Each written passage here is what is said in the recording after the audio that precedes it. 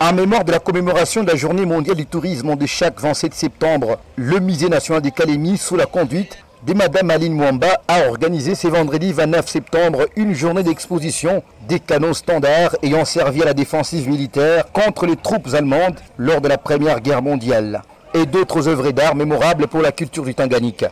Honorés tour à tour par la présence des représentants des différents ministères provinciaux, de généraux des FARDC, des directeurs des différents services étatiques, étudiants, chercheurs en histoire et bien d'autres invités.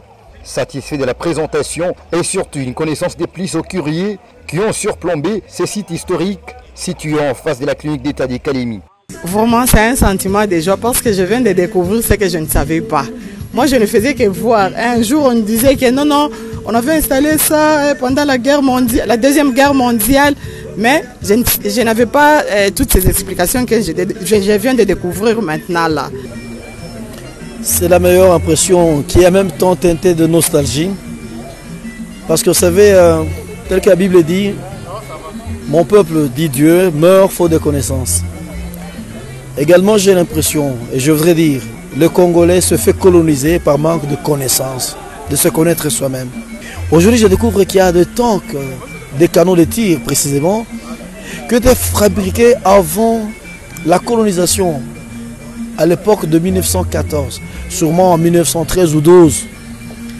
Donc je vois que le génie inventeur de la guerre n'a pas commencé ce matin.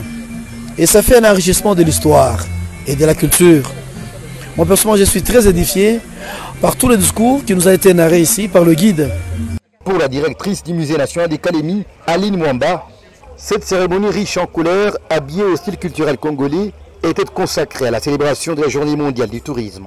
Nous, le Musée national de Calémie, nous avons organisé une exposition pour rappeler ce site, pour faire découvrir aux enfants, à la population du Tanganyika et de Calémie, que nous avons un site touristique, historique et stratégique. Les deux canaux que vous voyez ont été utilisés pendant la Première Guerre mondiale. Je vais demander à la population du Tanganyika de venir découvrir les merveilles du tourisme et de la culture. Et j'interpelle le gouvernement de nous soutenir à bien conserver, sécuriser cet endroit.